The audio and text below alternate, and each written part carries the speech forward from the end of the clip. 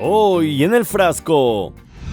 Ahora el poder está en manos de una coalición islamista que ha nombrado ya un nuevo primer ministro, que ha hecho declaraciones moderadas. Y que ahora ha caído en manos de estos terroristas de Al-Qaeda, ISIS y Daesh, financiados por Turquía, por la CIA, por Israel. Ha anunciado que Siria va a ser un Estado de Derecho, que tendrá una constitución y que se respetarán los derechos de las minorías. Que ha vuelto a lo que saben hacer, que es cortar cabezas, masacrar gentes. Las imágenes que llegan de Siria son espeluznantes. Las fuerzas armadas del nuevo gobierno sirio están perpetrando asesinatos masivos contra las comunidades alawita, cristiana y chiita. Yendo de puerta en puerta matando a familias enteras alawitas, ¿no? Ejecutándolas, decapitando gente. Y que se respetarán los derechos de las minorías. Yo todavía sigo en shock y no estoy exagerando. Hay cuerpos y cuerpos, riadas de sangre, literal. Es que más de 1000 personas han muerto en Siria desde que se desataran los enfrentamientos entre leales al derrocado presidente Bashar al-Assad y fuerzas del gobierno interino. Primero, de sirio no tienen nada, la mayoría vienen de otros países, no de Siria. Se hacen pasar por sirios, pero no lo son. Son de Asia Central, son turcos en su mayoría, son de Uzbekistán, de Tayikistán, son chinos uigures, ¿no? del este de China, son chechenios. Y segundo, se hacen pasar por musulmanes, pero en realidad odian a los musulmanes. El Islam no es eso.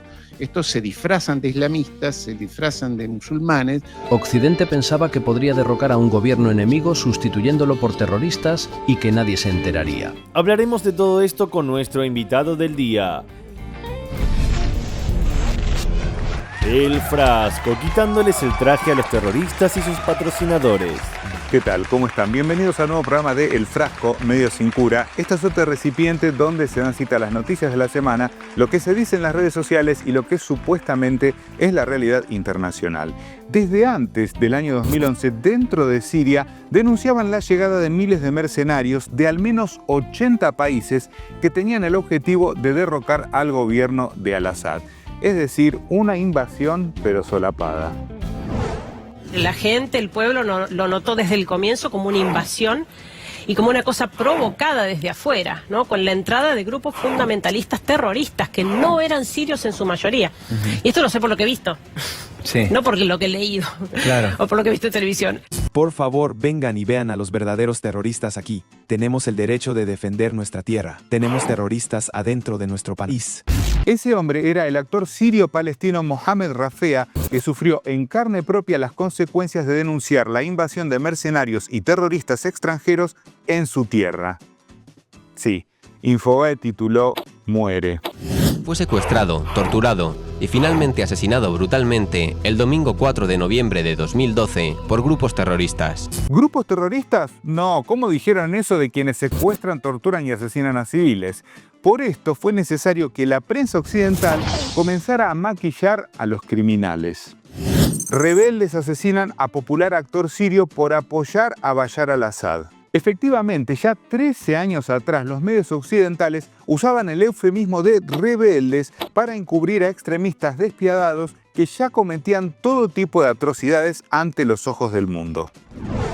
Se ha publicado un vídeo en el que se ve a un rebelde sirio abrir el cuerpo de un soldado y extirparle el corazón. Además, sin ningún tipo de remordimiento, extrae con un cuchillo el hígado y el corazón del cadáver de un soldado de Al-Assad para luego devorar el órgano. Las atrocidades cometidas por los terroristas fueron sistemáticamente ignoradas por gobiernos y medios de comunicación occidentales. Ahora, ¿quiénes financiaban, abastecían y entrenaban a esos rebeldes rebanacabezas? Sería interesante saber... ¿Cómo? No puede ser cierto. 2013, el Pentágono propone entrenar a los rebeldes moderados de Siria. Terroristas de Al-Qaeda, ISIS y Daesh, financiados por Turquía, por la CIA, por Israel. Con semejantes patrocinadores, por supuesto que la operatoria mediática se mantuvo intacta desde aquellos años hasta ahora. Lo cierto es que en noviembre del año pasado, una comunicadora ya advertía lo siguiente. Si Al-Assad cae, seremos testigos de masacres de cristianos por toda Siria. Pasará lo mismo que en Irak, donde hubo una limpieza de población cristiana. Bueno, usted podrá decir que noviembre del año pasado es muy reciente. Pues veamos estos tweets de 2013 y 2014, o sea, más de una década atrás.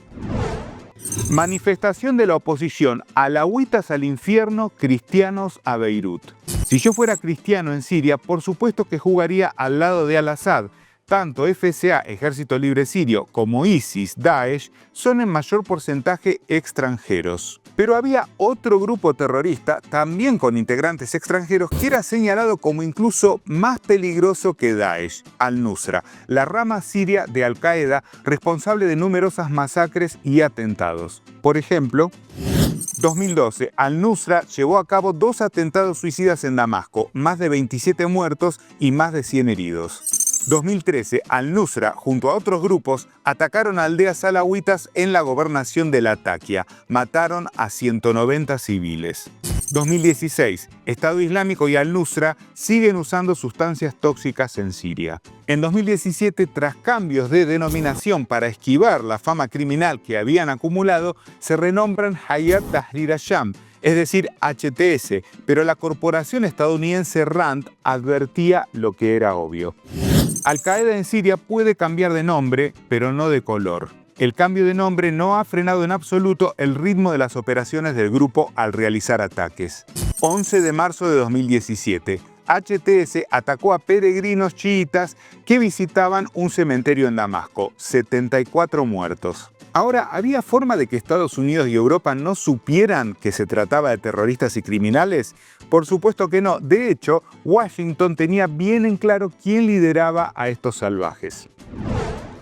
Año 2017, Estados Unidos ha ofrecido una recompensa de hasta $10 millones por información sobre el líder militar de Al-Nusra, Abu Muhammad al-Golani. ¿Y qué decía Naciones Unidas a todo esto? Denunciaba algo que les aseguro que no los sorprenderá y que hoy explica muchas cosas. Un informe de la ONU desvela una colaboración estrecha y contactos cercanos de fuerzas israelíes con grupos terroristas como el Frente al-Nusra en Siria. The Wall Street Journal: Israel brinda ayuda secreta a los rebeldes sirios. Sin ir más lejos, aquí vemos una foto del propio Netanyahu dándole la mano a uno de esos rebeldes. Por supuesto que aquí intervienen los intereses del régimen israelí y de Estados Unidos, que tienen sus motivos para armar a los degolladores de la libertad. Desde hace tiempo, la agenda de la entidad sionista ha sido dividir Siria en una serie de pequeños estados debilitados e indefensos, con muchos de los cuales busca establecer vínculos y también justificar su existencia. Kissinger dijo que el resultado que le gustaría ver en Siria es el de un país desintegrado y balcanizado con más o menos regiones autónomas. Y así llegamos a la actualidad, cuando el terrorista al-Golani, realmente llamado Ahmad al-Shara, derrocó a al-Assad y tomó el poder en Siria. De inmediato, Occidente lo mandó a la peluquería, le quitó el turbante y le quiso lavar las manchas de sangre. Y así lo presentó. Al-Sholani, el jefe rebelde sirio que encabezó el derrocamiento de Bashar al-Assad en Siria. El líder rebelde sirio Al-Sholani, de yihadista a pragmático. Nuestros medios de comunicación llevan meses haciendo lo mismo: blanquear la imagen de estos terroristas radicales. Almudena Ariza, por ejemplo, reportera de TVE, ha realizado numerosas piezas en los últimos meses alabando al nuevo régimen y escondiendo las barbaridades que cometen. Hasta el propio secretario de la misma organización que condenó el accionar criminal de HTS en 2022 no dudó en darle la mano. Tanto él como los representantes de casi toda Europa. Pero ya conocen el dicho: aunque el terrorista se vista de seda, terrorista Al-Qaeda.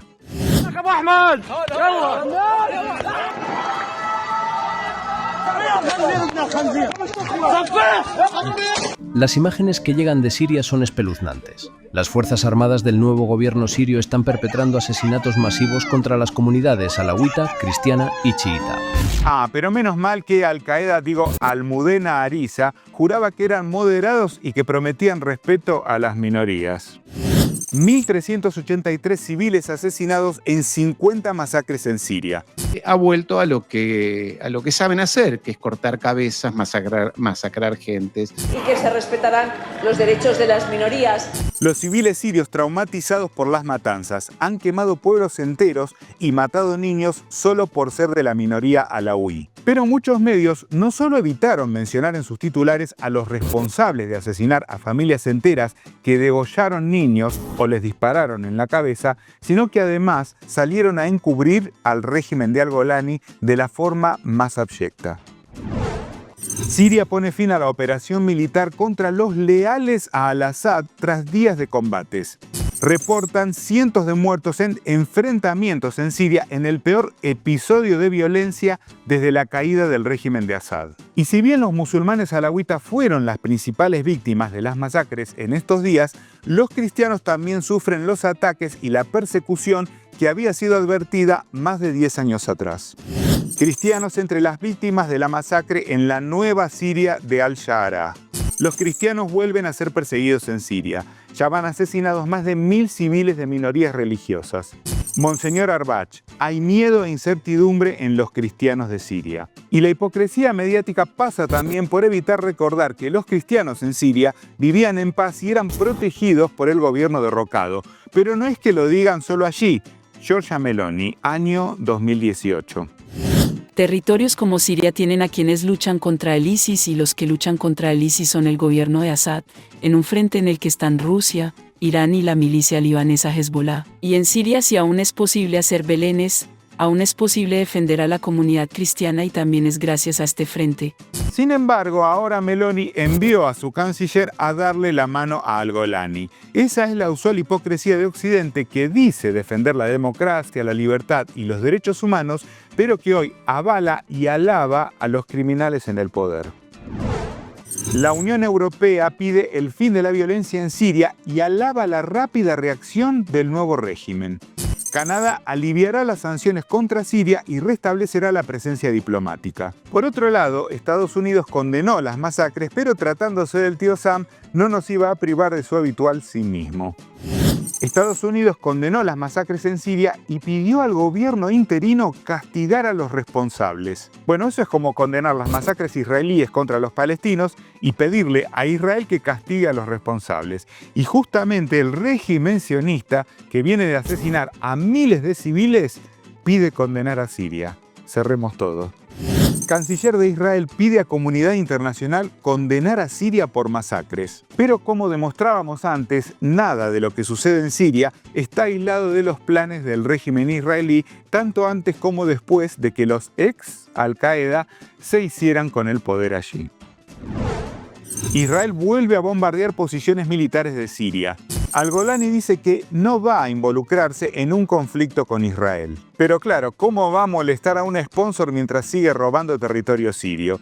Así, Al-Golani no hace más que ratificar que es cruel con los débiles y sumiso con los poderosos. Y lo puede hacer porque cuenta con la complicidad de los medios dominantes. Veamos lo siguiente y hablamos con nuestro invitado del día. El presidente de Siria promete perseguir a los remanentes del régimen de al-Assad. La mayoría de los medios de Occidente se están hablando de ataques contra las fuerzas del orden, ¿verdad? Están haciendo un lavado de cara total a los terroristas en primer lugar. Y en segundo lugar, están refiriéndose a las víctimas como que fueran los vestigios del régimen de Assad. Ellos hablan como que si fueran, todas las víctimas fueran soldados o fueran ex miembros del ejército. No es así, como lo digo, son civiles. Bueno, muy bien. Y para hablar de este tema tenemos el gusto de tener hoy en el estudio con nosotros a Hassan El Hatib, creador de contenidos y comunicador. Bienvenido, Hassan, al Frasco. ¿Qué tal? ¿Cómo te va? Buenas tardes. Todo bien. Bueno, Hassan, allí veíamos, ¿no? Estas opiniones. ¿Cómo podemos resumir un poco lo que está pasando en Siria? Porque hay algunos medios que justamente sostienen esta narrativa de decir que son remanentes del régimen. Claro. Y estamos viendo el asesinato de familias, de niños, ¿verdad? Totalmente. Es un poco la forma que encuentran para justificar esto y que quede bien ante la prensa mundial y occidental. Hablar de remanentes es un poco absurdo cuando la evidencia es tan sólida que con solo buscar videos te encontrás que directamente entran a las casas y liquidan a cada uno que se les cruce. O sea, partiendo de chiquitos en sus propias camas degollados hasta los adultos ni siquiera armados, vestidos de civil y demás. Y iban casa por casa. Entonces, estas situaciones se dan principalmente por un odio sectario, por un odio político, pero por supuesto lo tienen que enmascarar de alguna manera, lo enmascaran diciendo de que son remanentes del gobierno anterior y de esa forma limpian un poco el rostro de estas atrocidades. Después aprovechan la volada de decir, bueno, si hubo excesos vamos a condenar, ya encontraron a 1 o 2 culpables como para agarrar un perejil y condenarlos para la lavado de cara de la prensa mundial. Pero la evidencia es tan sólida que es totalmente insostenible este argumento. Estamos viendo también, bueno, que se habla mucho de los alawitas, inclusive, bueno, hay medios que muestran su desconocimiento, ¿no? Ni siquiera saben si son musulmanes, claro. ¿No? ¿Cómo le podemos explicar a quienes nos están mirando quiénes son los alawitas? Claro. Es un poco obvio que haya desconocimiento porque el alawismo es la minoría de la minoría. O sea, vos, rápidamente un poco de contexto, vos tenés en el mundo islámico 2 grandes grupos, los sunitas y los chiitas. Los sunitas son el 80-90%. Los chiitas, dentro de los chiitas tenés a los alawitas, que es una minoría dentro de esa minoría, ¿no? Pero son musulmanes, son personas que son duodecimanos, es un islam muy parecido al chiita clásico, pero que leen el Corán, que hacen la peregrinación a la Meca, que rezan las 5 veces por día, ayunan en Ramadán. Por lo tanto, es una variante de interpretación dentro del chiismo, pero que corresponde al gran paraguas del Islam. Es obvio que por ahí haya un poco de desconocimiento por la cuestión numérica, que se encuentran principalmente en Siria, parte del Líbano y en la diáspora, ¿no? Pero comprenden dentro del Islam. Pasa que muchas veces se usa peyorativo dentro de los externos, es decir, muchas veces para desprestigiar dicen, no, los alawitas son una secta desviada, no son musulmanes, entonces de esa manera tratan de marginarlos como algo totalmente peyorativo y totalmente minúsculo. Ahora, Hassan, por el otro lado, lo que se ve, digamos, es estos grupos extremistas, ¿no? Daesh, que forma parte del lavado de cara, ¿no? Digamos, ¿qué ideología tienen? Mira, desde el punto de vista estricto, ellos se autoperciben musulmanes y dicen ser musulmanes porque parten de una rama del Islam, que es el sunismo. Pero dentro del sunismo también tenés otras variantes, otras interpretaciones. Y esta es como la más radical, la más zarpada, podríamos decir, la más estricta, que son los wahabitas. El wahabismo es una doctrina relativamente moderna, del siglo XVIII más o menos, que tiene origen en Arabia Saudita y se vincula fuertemente con la familia Al Saud, que es la familia que le da nombre al país, básicamente, a esta monarquía, ¿no? De hecho, tienen vínculo familiar, el hijo del fundador del wahabismo se casa con la hija del príncipe saudita, una cosa así.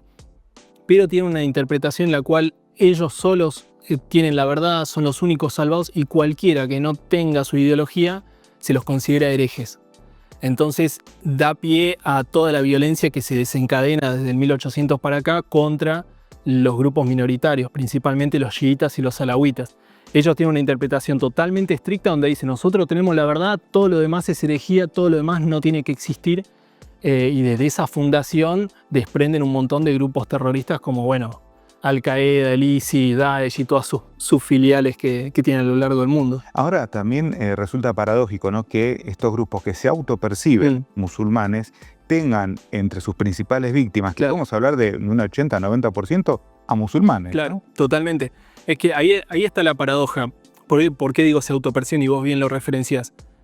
Si vos te decís soy musulmán, pero en el mes de Ramadán pateo la puerta de una casa y mato a todos sus habitantes, y eso no es algo muy islámico que digamos, ¿no? O sea, prácticamente su comportamiento contradice la base del Islam, contradice toda normativa islámica.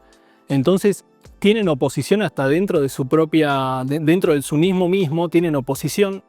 Y como vos decís, o sea, si son musulmanes, matan musulmanes, ya se vuelve algo contraintuitivo, se vuelve algo paradójico. Es como decir, bueno, no sé, un cristiano que agarra y mata a cualquiera que se le cruza por delante, y si lo ve Jesús medio que se agarra la cabeza, no sería un buen seguidor de la obra y vida de Jesús. Bueno, acá sucede lo mismo. O sea, estos tipos dicen ser musulmanes, pero actúan en total contraposición a ellos. Ahora hablabas de los cristianos, ¿no? Y justamente también otra minoría en Siria son los cristianos que ahora también han sido asesinados, se sienten perseguidos y con mucha razón. Pero ¿qué sucedía en Siria, sobre todo antes del 2011 que comienza esta guerra impuesta? Claro. Mira, Siria es una cosa muy interesante porque es multiconfesional. O sea, vos tenés en un territorio muy chico un montón de perlas que las une un cordel que es la identidad siria, ¿no? Todas esas perlas estaban unidas. Después se empezó a fragmentar, pero hasta ese momento que vos mencionás, vivían en total armonía. O sea, vos tenías las comunidades cristianas que festejaban la Navidad, celebraban sus eventos, y las comunidades musulmanas, tanto sunitas como chiitas y los drusos, que cada una tiene sus particularidades y la verdad que convivían en armonía. Pero bueno, ese cordel se rompió, se picanteó la situación y la verdad que hoy es totalmente crítico y como mencionaba, los cristianos están en una situación de vulnerabilidad. Y el cristianismo en Siria es milenario. O sea, un dato interesante de color es que hay un pueblo llamado Malula que está medio en las montañas y es el único lugar donde se habla arameo, que es el idioma de Jesús. Entonces vos fijate qué tan arraigado está en la identidad. No es que son tipos que vinieron, sino que están desde el origen prácticamente de Siria. Y esos pueblos siguen con su tradición y siguen con su cultura con total libertad. Y hoy, por supuesto, se encuentran en un estado de indefensión absoluto. Terrible, realmente. Ahora, Hassan, ¿se puede trazar algún paralelismo con el sionismo? Porque sucede lo siguiente. Lo que han denunciado los propios sirios, pero no ahora, hace 10 años atrás, es que muchos integrantes de estos grupos extremistas son extranjeros. Claro. Entonces estamos hablando de personas extranjeras que se amparan o utilizan una fe para atacar a la población nativa. Totalmente, ¿no? sí, totalmente. Mira, hasta el propio Al-Julani, que es el nuevo presidente que se autodenomina presidente de Siria, estudió mucho tiempo en Arabia Saudita, fue entrenado afuera. Muchos de los integrantes de estos grupos terroristas como HTS, Daesh, eran atendidos en los hospitales de Israel cuando estaban en los conflictos de Irak y Siria. O sea, Daesh operaba principalmente en Irak y el ISIS en Siria. Entonces tienen fuertes vínculos ahí. Y locales sirios denuncian que muchos de estos terroristas vienen de Tayikistán, de Kazajistán, muchos de Chechenia, de la zona de Asia Central. Entonces, sí, se encuentran con esa situación y lo ves en los videos. Entran a la mezquita de Damasco, tipos armados, y hablan con un inglés británico perfecto, o te hablan con un árabe con un acento totalmente extranjero.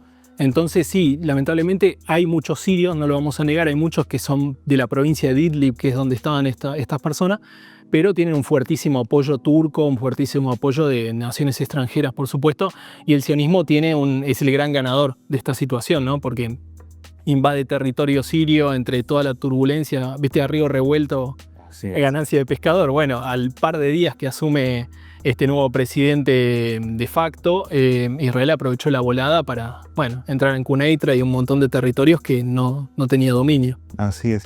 Hassan, bueno, y también te abocás a hacer contenido de cuestiones islámicas, ¿no? ¿Qué te pasa cuando ves en los medios, por ejemplo, que para referirse a personas que son terroristas, se utiliza el término yihadismo o islamismo? ¿Qué sucede ahí? Sí, es una trampa. Es una trampa que muchos caen por una cuestión de desconocimiento. O sea, el yihad, desde el punto de vista islámico, yihad significa hacer esfuerzo, o sea, la traducción literal, ¿no? Entonces, en el Islam está el concepto de yihad en el sentido de hacer esfuerzo en el camino de Dios, pero es un esfuerzo contra el ego mismo, contra la ambición, es principalmente luchar contra las pasiones internas propias para ser mejores personas, ¿no? Pero bueno, viene genial ese concepto para quienes quieren mal utilizarlo y tergiversar para dejar mal parado al Islam, donde te dicen, bueno, el Islam ordena el yihad. Por lo tanto, vamos a hacer una cosa, entrenamos a estos grupos de locos, decimos que eso es yihadismo, que el Islam ordena matar cristianos, que el Islam ordena matar personas. Y bueno, el islamismo y el yihadismo son esos títulos bandera que usan para el despistado que por ahí cae en esa trampa, ¿no? Bueno, Hassan, muchísimas gracias por haber estado hoy aquí en el programa. No, gracias a ustedes y gracias por el espacio. La verdad que es una propuesta excelente, el programa El Frasco, que de 10. Muchísimas gracias. Bueno, y nosotros, como siempre, nos vamos a un retro tweet, una frase del pasado que nos va a ayudar a pensar en todo lo que vimos en el programa el día de hoy. Presten atención. El peor pecado hacia nuestros semejantes no es odiarlos, sino serles indiferentes. Esa es la esencia de la inhumanidad, del escritor irlandés George Bernard Shaw. Lo hicieron en Afganistán, lo hicieron en Irak y lo hicieron en Libia. Y ahora lo están haciendo en Siria. Todos países ricos en recursos naturales. Es decir, nunca les importó ningún pueblo. Por eso arrasan, destruyen y fragmentan con lo que hay sobre la tierra para quedarse con ella o con lo que hay debajo. No lo olvidemos, porque quieren seguir. Por supuesto que esperamos sus comentarios y no se olviden de suscribirse activando la campanita para seguir recibiendo todas las novedades aquí en El Frasco, Medios sin Cura. El Frasco, Medios sin Cura.